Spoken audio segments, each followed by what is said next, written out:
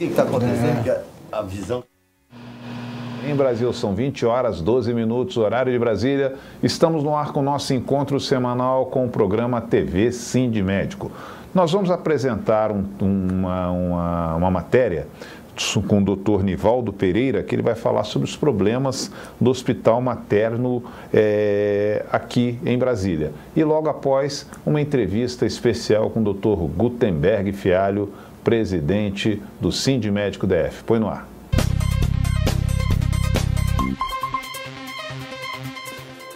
Boa noite aos nossos internautas, aos colegas médicos e demais servidores da saúde e servidores públicos e cidadãos de Brasília que acompanham a TV Sindmédico. No nosso programa de hoje, nós vamos entrevistar o Dr. Nivaldo Pereira Alves. O Dr. Nivaldo é médico pediatra, médico legista, já foi diretor do Hospital da Ceilândia, foi vice-diretor do Instituto de Medicina Legal de Brasília, diretor de pesquisas forenses com DNA, médico pediatra do HMIB e com quem eu tive, né, Nivaldo, o privilégio de trabalhar no Hospital da Ceilândia no início da final da década de 90, aliás, início da década de 90. Bem, boa noite, doutor Nivaldo. É um prazer recebê-lo e agradecer ter dado essa oportunidade de participar do nosso programa. Nivaldo, nós estamos tendo uma série de reclamações no atendimento pediátrico da emergência do Hospital Materno Infantil de Brasília, do HMIB. Um hospital que é referência no atendimento em pediatria na cidade. Excesso de pacientes, poucos médicos, pacientes em corredores, mal assistidos, falta de medicamentos, falta de vaga para internação, a população impaciente com agressões a colegas e até as estruturas físicas do hospital. E é notório e é flagrante a falta de pessoal, falta de não só médico, como auxiliar de enfermagem, enfermeiro e até agente administrativo. Como tem sido a evolução do quadro de pessoal, notadamente na pediatria do HMIB? Nesses últimos anos, eu estou lá há praticamente 24 anos. E a gente começou com a média de 2, 3 pediatras no atendimento externo e continuamos praticamente a ter esse número. Eventualmente, nós estamos ficando atualmente com 4, mas com atestados, voltamos a 3, 2, 1 médico. O grande problema é que a nossa demanda, que era em torno de 3.000 pacientes por mês, hoje nós atendemos em torno de 10.000 pacientes mês. Então, praticamente, nós mais que triplicamos o número de atendimento. E isso veio acirrando a situação à medida que o Hospital de Santa Maria fechou, o Hospital de Regional do Gama agora recentemente fechou, mas ele já não fazia o atendimento diário e final de semana. E hoje nós estamos numa situação insustentável no hospital. E tanto do ponto de vista de assistência ao paciente externo, quanto interno. Nós temos hoje um box 20 de paciente grave, que nós temos sistematicamente uma média de 2 pacientes intubados, ou seja, pacientes de UTI dentro da emergência pediátrica. A procura pelo hospital tem sido desproporcional ao corpo clínico? Sim, e a gravidade também. Isso leva ao sofrimento do profissional e da população que fica também muito tempo esperando. Os leitos existentes são suficientes para atender a necessidade dos pacientes? O senhor, inclusive, estava comentando sobre isso. De forma alguma, diariamente nós estamos, está sendo necessário fazer remoção desses pacientes internados para os outros hospitais, como o Agarram, às vezes cede 4 leitos, 3 leitos, o Guará 3 leitos, às vezes o Gama 4 leitos, ou seja, nós diariamente estamos fazendo um verdadeiro comboio de criança pela cidade na tentativa de diminuir o número de pacientes na emergência. Entretanto, os gravíssimos, que estão entubados dentro da emergência, infelizmente eles não têm esse fluxo. Então tem criança que chega, mesmo recém-nascido, que chega com 3 dias de vida, como não tem UTI neonatal para recebê-lo, às vezes fica 21, 28 dias, ou seja, ele é entubado e extubado na emergência. Toda a conduta que deveria ter sido feita em UTI, ela é feita na emergência. Isso vale tanto para a criança abaixo de 1 mês, como as outras crianças. Então, nós temos passado uma dificuldade muito grande, porque vocês sabem que nós temos esses 4 leitos permanentemente estão lotados, e nós não temos um pessoal médico nem qualificado para ter todo esse tipo de conduta. Então, são os colegas que têm mais habilidade ou que, porventura, já trabalham em outro local com essa especialidade, é que tem se dado a sustentação. Eventualmente, exatamente. Eventualmente, quando não tem essas pessoas, nós ficamos numa situação muito difícil, porque não temos essa pessoa com a habilidade para seguir esse tipo de paciente. São comuns as imagens de adultos internados em macas pelos hospitais, pelos corredores dos hospitais de Brasília. Isso ocorre com as crianças internadas no HMIB? Fica em maca nos corredores? Não, normalmente, infelizmente. Por isso que a gente ainda tenta melhorar essa situação, tentando fazer uma transferência ou outra quando a gente consegue vaga. Porque é muito complicado, as crianças ficam muito irritadas, choram, os pais também. Né? Então, e essa sobrecarga de trabalho e causa irritabilidade tanto dos pais, e ele reflete em cima do médico, que já está também sobrecarregado, exatamente, sobrecarregado no seu trabalho. Como é que está o abastecimento de medicamentos, de insumos no pronto-socorro? Péssimo, né? É uma situação desastrosa. Hoje, com o quadro respiratório que a gente precisa de salbutamol, normalmente a gente passou aí 3 semanas sem tê-lo, tendo que fazer nebulização com salbutamol. E a gente sabe que a eficiência da nebulização com salbutamol não é igual à quando você usa ele em forma de aerossol. Então você termina usando a segunda opção em vez de usar exatamente, porque não tem. Opção de tratamento, porque exatamente. Não disponibiliza. Exato. Sem falar da questão da penicilina cristalina, que já está há alguns anos praticamente fora do mercado. E nós temos que utilizar como primeira opção um medicamento mais caro, que normalmente não seria utilizado como primeira opção, que é a ampicilina com sulbactam. Então a gente queima uma etapa do tratamento o risco por conta de desencadear a resistência bacteriana. Exatamente, só irá favorecer o aumento de resistência bacteriana. Eu tive na emergência do HMIB já várias vezes, inclusive no governo passado, atendendo a pedido de vocês, de você e dos demais colegas, até porque eu sou lotado no HMIB e ali é minha casa.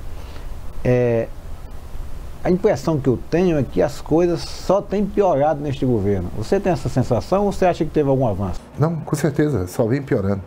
A gente não tem mais esperança, porque quando a gente acha que vai mudar, só piora.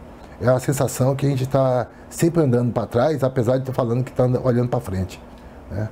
O fechamento de outras unidades de pediatria, como o do Gama recentemente, e do Santa Maria, está impactando a demanda no HMIB? Sim, tornou um absurdo. Esse é o motivo que o grupo reuniu e solicitou a presença do sindicato e de outras entidades, porque tornou inexequível praticamente o trabalho e desumano. E nós temos uma preocupação muito grande, já que o box 20, que é o de paciente muito grave, já está superlotado, já tem a demanda acima da capacidade. Isso irá aumentar a medida do deslocamento do eixo, do pouco que o Gama estava atendendo. Chegou ao conhecimento do sindicato, até nas mídias sociais, casos de agressão a servidores e depredação das instalações do HMIB, do ponto-socorro. O que é que tem ocorrido? O que é que está levando a isso? Porque o número de atendimento hoje é muito elevado. Você tem ideia, quando eu falei em torno de 10 mil, fica entre 8 mil e 10 mil, dependendo do mês, por mês, é um número muito acima da capacidade dos médicos. Porque além de ser um número elevado, tem a complexidade elevada também que está associada. Nós funcionamos como suporte para UNAI, Cristalina e todas essas regiões, não só do entorno próximo, quanto o distante. E fora a área da Bahia, Teresina de Goiás, enfim. E todos esses pacientes vão para o HMIB. E picada de cobra, de cristalina, todos vão sendo resolvidos lá. Então junta toda essa complexidade, mais uma fila enorme de pacientes, mesmo classificados no verde, isso torna impossível o atendimento adequado. Em vez de melhorar o atendimento nos hospitais de periferias, Estão concentrando tudo no HMIB e a própria capacidade física do hospital tem limites e a capacidade humana dos plantonistas. Doutor Gutenberg, nos anos 80, quando a gente entrou na secretaria, em termos de 87 por aí, o que a gente via?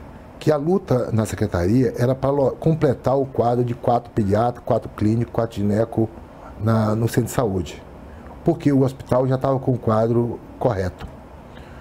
O tempo passou e o quadro do centro de saúde diminuiu e desapareceu, e o quadro do hospital também está desaparecendo.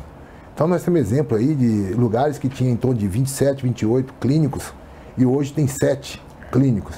Então, quer dizer, antes a gente preocupava e já está na etapa de organizar o quadro completo do centro. Hoje, nós estamos brigando para tentar organizar o quadro do hospital, para não fechar o hospital, como fechou o Gama, como fechou o Santa Maria. Então, essa situação é lamentável. Num serviço de referência há anos em pediatria na cidade. Eu questiono essa ideia de referência do HMIB desde quando foi colocado há alguns anos. Porque nós nunca tivemos um quadro especial de médico e muito menos infraestrutura para isso. O que nós tivemos todo esse ano foi alguns colegas voluntariosos que, por conta pessoal, tinha qualificação técnica em determinadas áreas, que foram tentando organizar rotinas em torno de determinadas patologias. Ações idealistas. Exatamente, ações idealistas. Nunca foi da própria secretaria organizar uma ação da gestão. Nunca foi. Nunca foi. Isso desde os anos 90. Isso nunca aconteceu. Então, transformaram um hospital de atendimento secundário no nome em terciário. Mas, efetivamente, o hospital ele não tem a característica de terciário, apesar da complexidade dos pacientes que recebe. Então, nós temos paciente psiquiátrico hoje no ponto-socorro sem ter psiquiatra. Nós temos paciente cardiológico no ponto-socorro sem ter cardiologista. Então, e assim vai. Então, na realidade, é um ou outro colega que tem essa habilidade que faz um esforço hercúleo de fazer uma etapa e fazer a outra atendendo a nossa demanda. Realmente é uma atuação abnegada, né? Comprometida com a saúde da população e das nossas crianças. Nivaldo, qual o tempo médio de espera por atendimento no hospital, no HMIB? Nos dias de fluxo realmente cheio, a média no entorno de 5 horas, de 4 a 5 horas. Qual seria o tempo aceitável? Você está num ponto-socorro, numa emergência? Eu acho que no máximo 2 horas. Isso seria o extremo, entendeu? Porque quando você tem esse número tão grande, mesmo aquele paciente que é tido como verde, ele pode se tornar mais amarelo ou laranja. E, eventualmente, com a qualidade da nossa classificação de risco, que não é um modelo... É adequada? Não é um modelo. Portanto, nós temos paciente que às vezes está classificado como verde e, na realidade, ele é um paciente alaranjado. E nós temos um alaranjado que, por estar com febre alta e apenas a febre, inicialmente, ele deveria, às vezes, ser medicado, reavaliado e colocado como verde. Então, nós temos esse problema na classificação e isso ajuda a tumultuar mais, porque os pais observam esse tipo de situação e aquele que é verde, vendo isso, que já foi medicado para a temperatura e está melhor do que o filho dele, ele se torna mais agressivo. Então, às vezes, em geral, a classificação piora a nossa situação. E, no caso do HMIB em particular, ela funciona basicamente até meia-noite, então piora mais ainda a situação. Então, para se fazer uma classificação, ela é necessária que fosse 24 horas e tivesse profissionais para isso. E que a gente fizesse uma discussão de como fazer uma classificação melhor, principalmente quando envolve os pacientes com hipertermia, ou que deveria ser medicado e reavaliado a cada hora para evitar que ele ficasse no lugar da outra. Precisávamos ter gente suficiente, profissional suficiente. Aí nós não né? temos. Aí cai nesse déficit de profissional. A sobrecarga de trabalho e o desabastecimento tem afetado o prognóstico dos pacientes. Eu tenho dito e dado exemplos que está ocorrendo um aumento do índice de óbitos evitáveis no Distrito Federal. Está ocorrendo óbitos evitáveis no HMIB, na pediatria do HMIB? Eu acho que em relação às crianças graves, sim. Em relação às outras crianças que ficam no ponto-socorro ou que têm uma gravidade menor, a gente tem conseguido superar essa deficiência. Mas em relação às crianças que ficam no box 20 aguardando a vez para uma UTI, eu acho que isso aí não tem nome para a gente dar a essa situação, né? Lamentável é pouco, qualquer outro nome que eu utilizo aqui é pouco. É cruel. É verdade ou é mito que faltam pediatras na cidade? Eu acho que falta pediatra na Secretaria de Saúde. Eu acho que pediatra existe na cidade. E todos nós sabemos que a especialidade que mais forma no Brasil, como especialidade, é pediatria. E depois tem ginecologia. Mas no número geral é esse. E na cidade o que está faltando, na verdade, é uma política muito clara para a interiorização do médico para regiões mais desabastecidas. Porque hoje o jovem médico, ele já está brigando com a questão da insalubridade. Ele está brigando para ter de volta a gratificação de titularidade. Então, quando ele tem que deslocar daqui para o Gama, e lá não tem, por exemplo, um box de emergência que dê suporte, com gente treinada, experimentada, para trazer a tranquilidade, e ter uma equipe, no mínimo, de 3, 4 médicos, ele não vai. Ele não vai e nem irá. E qualquer um mais novo não irá. Ele tem medo de ir. O que você está colocando vem, mais uma vez, reafirmar o que eu tenho repetido. Nós temos pediatras suficientes na cidade. O que não tem é compromisso desse governo de captar esses profissionais, de atrair esses profissionais para a rede. Para você ter ideia, Nivaldo, você sabe isso, que você trabalha com os pediatras que entraram agora na rede, até o salário dos novos médicos, esse governo propositadamente está conseguindo precarizar, piorar. Não está se pagando insalubridade, não está se pagando gratificação de titularidade, é uma perda em torno de 30% do salário. E é o salário que já não é bom, é um salário razoável, voltou aos índices antes do plano de cargos e salários, que não é atrativo. Os colegas estão pedindo demissão porque não estão tendo um salário razoável. Isso é uma ação deliberada do governo. Veja bem, o governo, em vez de atuar para melhorar a assistência, com isso, piora a assistência. Nós sabemos que, em média, 2 plantões e meio ou menos na área privada supre o salário todinho de alguém que iria para o Gama ou Braslândia. Então, isso é matemático. Não tem como você atrair... O governo faz isso deliberadamente.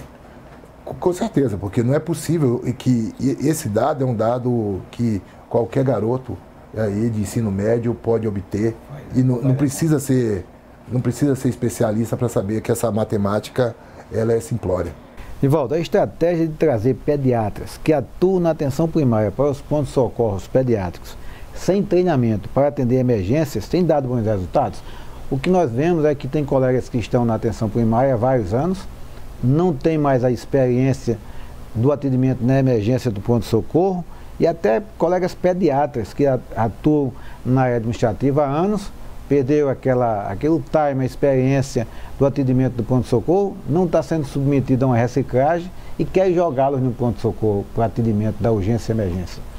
Como você acha disso? A gente sabe sabe, o resultado? Qual o risco que corre nisso? A gente sabe agrega valor ou é um risco? Ou é um perigo? Eu, como professor de medicina, já te dou logo a resposta.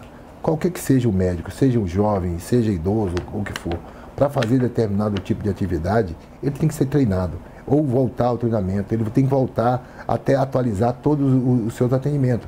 Por exemplo, se eu passasse para pensar no como eu tratava a asma nos anos 80, lá em 86, 87, hoje é completamente diferente. Se eu imaginar como é que era a minha conduta num quadro de parada, que hoje passou a ser algo comum no HMIB, eu teria que ter obrigatoriamente um treinamento.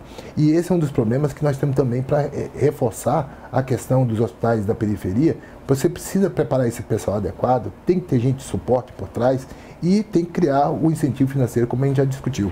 Então, essas pessoas, para retornarem, elas têm que ser colocadas num processo de treinamento continuado.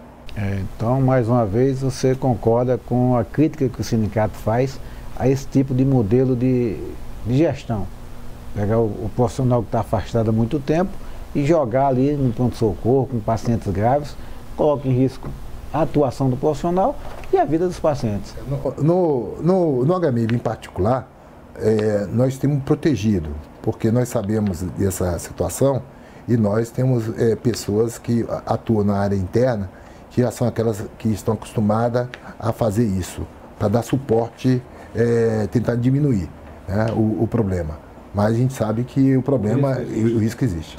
Porque tem aquele paciente que pode estar como verde, como a gente já referiu, que ele pode, na realidade, não ser verde. Ele pode ser um paciente na classificação e passar como sendo verde e passar por esse colega que ainda não está acostumado com essa situação. Bem, Nivaldo, chegamos ao final do nosso programa e passo agora para as suas considerações finais. Eu espero, Dr. Gutenberg, que a gente consiga diminuir esse problema que envolve a pediatria. E eu, se pudesse sugerir ao governo, acho que a primeira coisa que tem que fazer é criar claramente um plano de interiorização do médico com valores que possam melhorar o deslocamento dele, com gratificação na emergência, com gratificação para, quanto mais distante, um percentual em cima do salário base, para que você possa, hoje, tornar atrativo o deslocamento médico. Sem mudar alguma coisa nesse tipo de matriz, a gente não vai conseguir realocar médicos, seja pediatra, seja clínico ou outra especialidade, nas regiões mais distantes. Inclusive, tem sido inverso, estão diminuindo o salário. Sim, exatamente, isso é um problema. E a outra coisa, se não criar em cada lugar desse um grupo de pessoas com qualificação intensivista para a sala vermelha, para dar suporte e tranquilidade para aquele médico, seja o clínico ou o pediatra, que atende a população externa, ou seja, que com paciente grave ele tem uma certa tranquilidade, que tem um colega experimentado para dar esse suporte, se nós não fizermos isso, nós não modificaremos essa situação da saúde. Eu acho que isso é o básico. Uma das coisas que a gente já discutiu com a questão da mudança das horas extras, não pagamento, a retirada na questão do teto dos médicos mais antigos. Nós passamos a ter um problema muito claro. Quando você tem um problema de atestado médico, nós não temos como substituí-lo. Porque antigamente você conseguia ligar para um colega e ele em 1, 2 horas a gente conseguia repor essa pessoa. Hoje nós não conseguimos fazer isso. A situação ficou engessada de um jeito que você não consegue administrar. Há um problema que as pessoas na gestão de pessoas acham que é semelhante a mexer com um comércio. Não, nós mexemos com vida. Nós temos que ter gente disponível. Já que a gente não tem um banco para buscar uma reserva para substituir na hora, nós temos que ter uma capacidade de gerenciar isso para deslocar um médico em situação de atestado médico ou outra situação de catástrofe. É um pedido de auxílio que você faz no colega e o colega, quando atende, termina sendo punido. Exatamente. Hoje a gente não consegue. Antigamente você conseguia. Hoje você pode pedir, por mais que ele te ame, ele vai dizer para você, olha, eu gosto muito de você, eu te respeito muito, Nivaldo, mas vou fazer. Chegamos ao final do nosso programa e pedimos aos internautas que permaneçam no ar, que em seguida passaremos para o segundo tempo do nosso programa, tirando as dúvidas sobre o mandado de junção 836 e outras questões que afligem o profissional médico no seu dia a dia. Muito obrigado e um abraço a todos.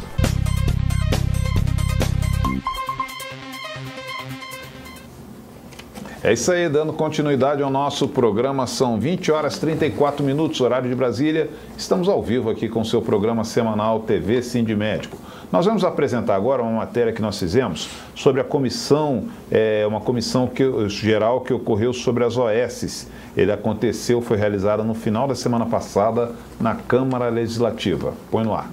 A Câmara Legislativa do Distrito Federal realizou nova comissão geral para discutir a entrega da gestão de serviços públicos a organizações sociais. No encontro realizado na quinta-feira, dia 18, o presidente do Sindicato dos Médicos do Distrito Federal, Gutenberg Fialho, reafirmou que a adoção desse modelo de gestão seria danoso ao governo e à população do DF. É uma forma de política perversa que aumenta o custo, diminui o atendimento, aumenta a desassistência. Portanto, a sociedade, os parlamentares e os sindicatos devem se unir para impedir que o governador cometa mais essa agressão contra a sociedade. O governo novamente deixou de enviar representante que apresentasse argumentos para embasar a pretendida entrega da gestão das unidades de saúde às organizações sociais e prevaleceu uma posição unânime contrária a esse tipo de política de terceirização. A posição aqui foi unânime contra as OS, isso fortalece a nossa luta aqui dentro da Câmara Legislativa, para que a gente possa barrar isso que eu já disse para o governador ao vivo, e que é uma insanidade o que ele quer fazer implantando essas OS, que ele nem sabe o que é, não tem planejamento e por onde elas passaram. deixaram um rastro de destruição e corrupção no país. Tanto o governador Hollenberg, que dizia tanto ao longo da campanha que o que faltava não era dinheiro, era gestão, eu digo agora, aumentou ainda mais a falta de gestão. Além dos sindicalistas e trabalhadores presentes, parlamentares também assumiram posição contrária ao chamado modelo de gestão compartilhada. Segundo o presidente da Comissão de Saúde, Educação e Cultura, a aplicação desse modelo em outras localidades não tem sido boa referência para a adoção em Brasília. O bloco formado pelos deputados Chico Leite da Rede, Cláudio Abrantes da Rede, Israel Batista do PV, Reginaldo Veras, esse que vos fala do PDT, e Joey Vale, que está voltando para casa também do PDT, a partir de um estudo aprofundado, visita em loco, visita outros estados, análise de pontos positivos e negativos, concluímos que a implantação do modelo de OS no Distrito Federal não é o que vai resolver a questão da saúde do DF. Então, qualquer medida do Poder Executivo que foi encaminhada para esta casa, como já foi, terá a nossa posição contrária aqui na Câmara Legislativa. Então nós esperamos que o governo, o que não foi feito até agora, apresente novos modelos de gestão, novas opções para o modelo pré-existente. Não podemos implementar o novo sem tentar corrigir o antigo. Ok, 20 horas e 37 minutos, horário de Brasília. Estamos ao vivo aqui com o seu programa TV Sindmédico. Agora aqui no estúdio ao vivo, nosso presidente, doutor Gutenberg Fialho. Boa noite, doutor. Boa noite, Valdir. Boa noite aos internautas que estão acompanhando a TV Sindmédico nessa segunda parte do nosso programa de hoje. E hoje nós vamos falar nessa segunda parte sobre o mandato de injunção 836 e também diversos assuntos inerentes a este tema. Você pode mandar sua pergunta através dos comentários aqui do Facebook. E como nosso tempo é corrido, doutor, algumas perguntas já chegaram aqui nas nossas redes sociais. A primeira que eu vou lhe fazer: por que até hoje não foi convocada uma assembleia para tratar da aposentadoria com contagem de tempo diferenciada? A contagem de tempo diferenciada é pelo mandado de injunção 836 aqui do GDF. Nós temos um mandado de injunção 836 que trata dos médicos do Distrito Federal e 837 da área federal. Na realidade, Valdir, nós já fizemos várias assembleias para tratar deste tema. Sempre que tem um motivo relevante, nós convocamos uma assembleia e orientamos os colegas. A última assembleia foi quando saiu a decisão da segunda vara da Fazenda Pública, a sentença mandando cumprir o mandado de injunção 836. Nós fizemos uma assembleia e orientamos os colegas a protocolar o pedido da contagem do tempo diferenciado, e esse pedido foi inclusive acompanhado, instruído por um requerimento e pela decisão. A partir daí, a Secretaria de Saúde, através da sua Procuradoria, entrou com uma série de embargos, fez uma verdadeira gicana política, jurídica, e tivemos que entrar com a execução de sentença porque ela não cumpriu. Portanto, houveram sim várias assembleias para tratar deste assunto. Agora, como não houve nenhum fato novo relevante, nós ainda não chamamos nova assembleia, até porque nós estamos aguardando o julgamento da última ação que corre no Supremo, que é o agravo regimental, que o GDF mais uma vez perdeu e que entrou com embargo de divergências, com embargo de declaração, só para protelar mais uma vez. Portanto, quando for julgado o embargo de declaração, deve estar entrando na pauta. A pauta está obedecendo uma ordem cronológica, a pauta no Supremo, está com o ministro Celso Mello, deve ser julgado em breve, chamaremos uma assembleia para instruir os colegas. Ok, obrigado, doutor Gutenberg. Outras perguntas também chegando pela nossa rede social. E minhas amigas recebem a licença-prêmio no máximo com 60 dias de aposentadas, como manda a lei. Só teve um sindicato que brigou para o pessoal receber. Por que não vi nenhuma movimentação do Sindmédico neste ano? Valdir, tem uma frase do ex-governador da Paraíba, Tarcísio Miranda Buriti, que dizia o seguinte, que o mais grave do que é mentira são as meias verdades. Isso não é verdade. Nós fizemos várias ações, várias reuniões no sindicato, entramos na justiça, já ganhamos decisão mandando cumprir a sentença que manda pagar as licenças-prêmios. O GDF não cumpre, nós mandamos juntamos contra-cheque dos médicos que não estão recebendo. Recentemente foi pago, um grupo de médicos recebeu a licença-prêmio, eu acho que agora em agosto, e tem um grupo de médicos que vai receber agora em setembro. Nós temos a relação desses médicos e mandamos nossa secretária do Departamento Jurídico ligar para todos os médicos que estão contemplados nessa relação que foi paga agora em agosto e que vai ser paga agora no início de setembro. E é bom dizer que eu fico feliz em saber que tem servidor, amigo do internauta que fez essa pergunta, que está recebendo em 60 dias. É um privilegiado, porque isso não é verdade. Está atrasado, está atrasando mais de a licença-prêmio que estão pagando é do ano passado. Então isso não é verdade, né? Então existem mentiras e meias verdades. Claro. Né? Por isso que eu fiz questão de lembrar do Tarcísio de Miranda Buriti. Essa frase é sensacional. Dizer que tem colega recebendo com 60 dias não é meia verdade. Ok, agora, o Sindicato dos Médicos, todos os movimentos, todas as ações nós fizemos, nós estivemos na Câmara, nós conversamos com a presidente da Câmara, fizemos todas as gestões. Agora, tem sindicatos que são mais espalhafatosos, né? E tanto é que o que foi mais, que teve uma ação mais de espalhafatosa nesse assunto, está tendo problemas sérios. Portanto, o modo de agir, o modus operandi do Sindicato dos Médicos é diferente. Nós temos outro estilo, né? Ok, presidente. Mais uma pergunta. A aposentadoria por insalubridade aos 25 anos é uma realidade ou só uma ficção? Este último recurso está em qual situação? O sindicato pode garantir que este é realmente o último recurso? Como eu acabei de falar, a aposentadoria por 25 anos é a aposentadoria pelo mandado de junção, a contagem de tempo de serviço, trabalhado em condições insalubres, que usa o fator multiplicador 1,2 para a mulher e 1,4 para o homem. Vários colegas já se aposentaram pelo mandado de junção 836. A partir daí, quando a Secretaria, o governo percebeu que ia ter uma enxurrada de profissionais se aposentando, fez uma série de ações na Justiça protelatórias, a ponto de 3, 4 procuradores no gabinete do juiz, para o juiz não mandar cumprir a sentença.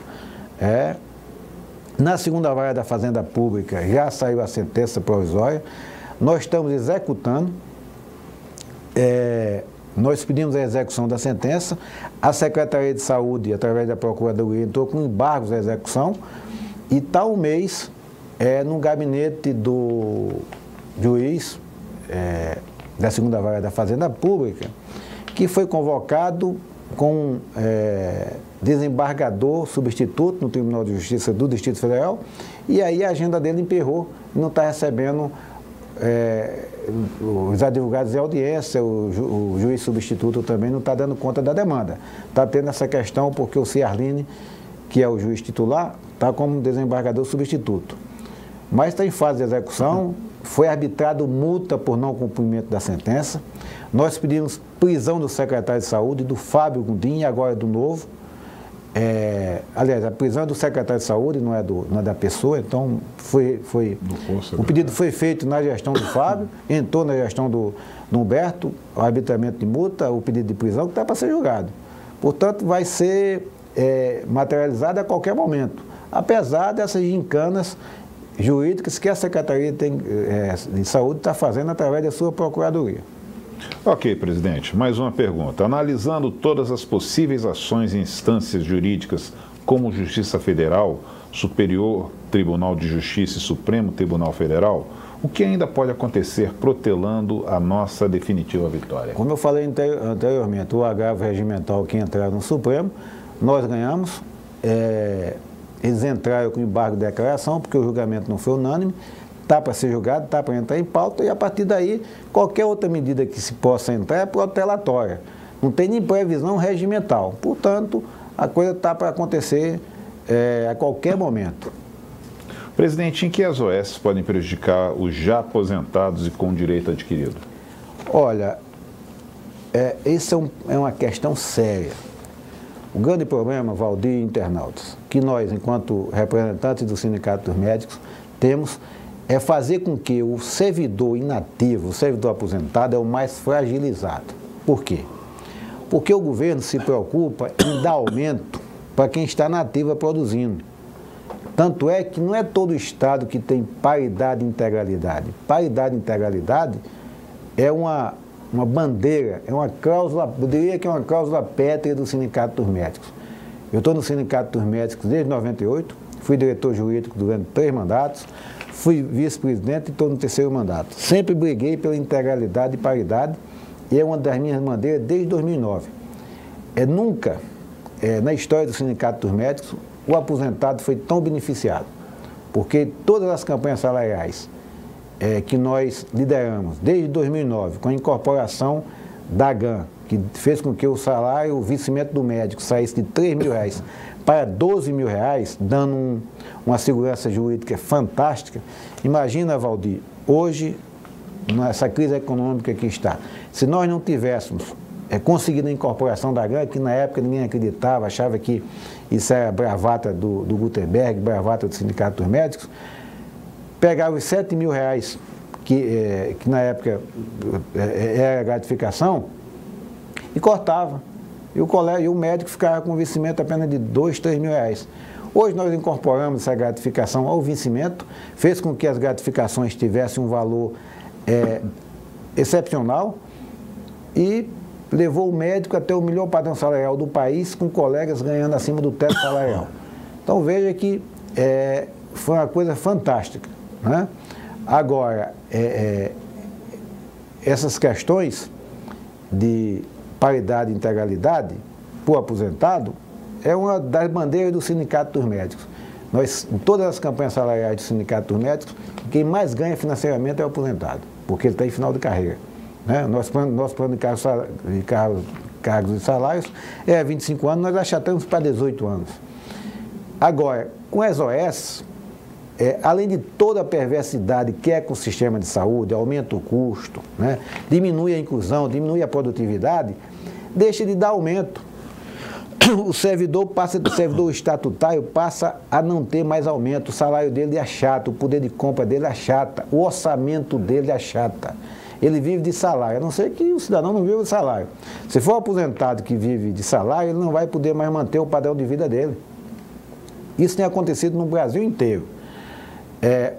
O médico contratado pela OS passa a ter um padrão salarial melhor, é contratado com salário acima do estatutário, o estatutário deixa de ter aumento e quando vai reivindicar aumento recebe a célebre frase: doutor, se o senhor quiser ter um salário melhor, migre para a OS. Isso ao longo do tempo vai destruir com o salário do médico estável, do médico estatutário. Não é só do quem está na ativa, não. É do aposentado também. Mas o aposentado é mais grave porque o aposentado não tem mais aquele ânimo, aquela disposição para estar no mercado de trabalho. E aí ele vai sofrer mais. Então a OS, ela atinge principalmente o aposentado. Porque quem está na ativa ainda está jovem, ainda tem disposição, ainda consegue correr para um emprego ou outro, consultório e tal. Mas o aposentado já está mais, né? Claro. Puxou o freio de mão, deu uma reduzida e tal. Então, mais uma vez, eu faço um apelo para quem é aposentado, quem está na inatividade, não entre na zona de conforto. Compareça às reuniões do Sindicato dos Médicos e nos ajude, nos apoie nessa luta, nesse enfrentamento com o governo do Distrito Federal contra essa política perversa que é a implantação de OS administrando o nosso sistema de saúde. Presidente Gutenberg, o senhor falou há pouco seu envolvimento há muito tempo com o movimento sindical, sendo representante dos médicos. O seu envolvimento com política, ele não vai se misturar com a luta pelas causas dos médicos? Olha, essa questão de dizer, olha, o Gutenberg vai trazer a discussão política. É isso que eu quero, meu amigo. É isso que eu quero, colega médico. É isso que eu quero, internauta. As pessoas precisam entender que é através da política que as coisas acontecem. Nós tivemos, nos últimos anos, uma política de saúde que tentou desqualificar e desconstruir a imagem do médico. Foi com Mais Médico, foi com o Provab, foi com o Revalida, trazendo médicos cubanos sem submeter ao Revalida, e nós não tínhamos parlamentares para impedir que essas políticas fossem implantadas. Portanto, nosso desafio é entender que o médico precisa participar da política, precisa ter bancada, precisa ter voz, voto e participar nas discussões das políticas públicas desse país. Quando você diz que não se pode misturar a discussão com política, você está dizendo que eu ainda não despertei para a realidade. Estão me massacrando, estão destruindo a carreira médica, estão ameaçando a própria autonomia do médico com outras profissões, querendo praticar atos privativos de médicos. E nós não temos parlamentares, nós não temos quem vá fazer nossa defesa, quem vá se posicionar no Congresso, na Câmara Distrital, nas câmaras de vereadores. Nós tivemos, por exemplo, a questão do ato médico. O ato médico foi aprovado na Câmara e no Senado, no Congresso Nacional, a Presidência da República revogou, vetou, voltou para a Câmara e foi derrubado. Nós não tínhamos bancada, nós não tínhamos parlamentares médicos. Portanto, nosso desafio é fazer com que os colegas médicos e os estudantes de medicina entendam que a participação na política é fundamental para se resgatar o prestígio e para participar com presença e com efetividade na discussão das políticas públicas. E vou dar 2 exemplos claros aqui.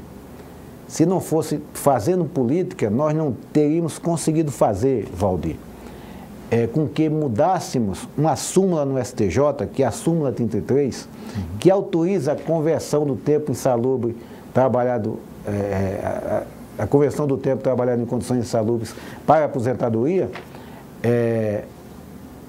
no Supremo.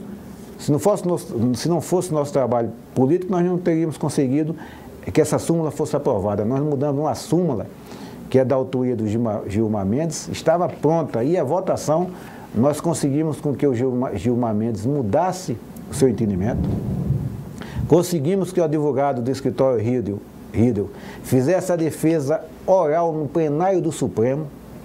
O ministro Joaquim Barbosa não queria. Internautas, preste atenção. Daqui a 20 anos, ninguém consegue fazer mais isso. O Sindicato dos Médicos conseguiu, fazendo política. Se não fosse através da política, nós não teríamos conseguido isso. Foi através dos assessores do Joaquim Barbosa que nós conseguimos com que ele mudasse de ideia e permitisse que a nossa advogada fizesse a sustentação oral. E vou dar um exemplo mais atual. Aconteceu ontem, da importância de se fazer política, de se discutir política, de ter representantes políticos. Ontem foi votado no plenário do Tribunal de Contas do Distrito Federal uma reclamação que o GDF entrou, aliás, um pedido que o GDF entrou no TJD, Tribunal de Contas do Distrito Federal, pedindo a suspensão da decisão 6611 de 2010, que manda o GDF cumprir o mandado de junção, que está sendo motivo da nossa discussão. O Tribunal de Contas daqui manda que o GDF cumpra o mandado de junção através da decisão 6611 de 2010. O que é que o GDF fez? Para vocês entenderem, entrou com ação de inconstitucionalidade aqui no Tribunal de Justiça. E o Tribunal de Justiça do Distrito Federal, nós entramos como amicus curiae, que é aquela figura que é amiga da corte, que tem interesse na corte, pede para participar do debate, com que o tribunal rejeitasse, negasse a liminar nessa ação de inconstitucionalidade. O que é que o GDF fez? Fez um pedido ao Tribunal de Justiça, do Tribunal de Contas do Distrito Federal, que suspendesse a decisão 6611, que obriga o GDF a cumprir o mandado de junção até o julgamento da ADIM. O que é que iria ocorrer? É outra briga jurídica, porque nós estamos ganhando em todas as esferas do judiciário e o GDF vai, através de um pedido, quer que o Tribunal de Contas suspenda o cumprimento desse mandado de junção enquanto não se julga essa ADIM. O que é que nós fizemos? Através de ações políticas, de relacionamento político com o presidente do tribunal, com alguns conselheiros, tivemos em todos os gabinetes e ontem, mais uma vez, o GDF foi derrotado. Portanto, é necessário que se faça política. E o desafio nosso é fazer com que o colega que está acomodado, ele entenda que ou ele contribui, ou ele trabalha, ou ele faz um trabalho, faz um entendimento, uma corrente de formar e eleger representantes, ou a nossa categoria vai ter cada vez mais sua área de atuação ameaçada e perder espaço. E agora nós estamos ameaçados de perder salários, porque quando eu vou à Câmara Distrital brigar por uma reivindicação da categoria médica, eu não tenho nenhum representante. Eu tenho que estar, Valdir, de pires na mão, andando de gabinete em gabinete, pedindo para ser atendido e que as nossas demandas sejam encaminhadas por deputados de outras categorias. Portanto, meus amigos... É necessário que se pense em política, se faça política, que se eleja representantes políticos. Ok, muito obrigado, doutor Gutenberg. São 20 horas e 56 minutos, horário de Brasília. Estamos encerrando o nosso programa, suas considerações finais, a agenda da semana e tudo mais. Primeiro agradecer a atenção dos internautas, fazer o apelo para construirmos o que a Associação Médica Americana faz. A Associação Americana, Valdir, internautas, tem uma bancada médica. Eles elegem todo ano e financiam a bancada parlamentar médica. Esse é o nosso exemplo. E nós participamos, a semana passada, da criação da Frente Parlamentar da Medicina aqui no Brasil, por iniciativa do deputado Luiz Henrique Mandetta e do senador Ronaldo Caiado. Estive no lançamento e estou representando a Federação Nacional dos Médicos na Frente Parlamentar da Medicina e também estou como suplente do titular da Federação Brasileira das Academias de Medicina, porque nós temos que estar presente. É ali no Congresso que as coisas acontecem. Encerrando, lembrando aos colegas que segunda-feira, a partir das 19h30, teremos mais uma reunião para discutir a questão da pejotização, que é a intenção da Receita Federal de desconstituir as nossas empresas jurídicas em pessoa física e querer cobrar o imposto atrasado, que se isso acontecer vai ser um desastre. E nós só conseguimos resolver isso a nível de Ministério da Fazenda, a nível de Receita Federal, fazendo política. E foi, Valdir, caros internautas, que foi fazendo política que eu fui recebido pelo assessor especial do presidente da República, o ex-vice-governador Tadeu Filipelli, que levou a questão ao presidente da República. Claro. Então, mais um exemplo da necessidade de se fazer política. E gostaria também de lembrar que na quarta-feira nós temos uma palestra no nosso auditório sobre a forma de aposentadoria para os servidores que entraram na Secretaria de Saúde a partir de 2004. Bem, meus amigos, muito obrigado e um forte abraço. Agradeço muito a participação ao vivo aqui do presidente do Sindmédico DF, Dr. Gutenberg Fialho, assessoria de comunicação do Gutenberg, através do Nicola e da Fernanda, a nossa equipe técnica, o Lucas aqui dentro, ao Diego lá fora, mas principalmente a você que participou, que assistiu o nosso programa. Estaremos de volta na próxima terça-feira, às 20 horas, aqui com o seu programa TV Sindmédico. Uma ótima semana a todos.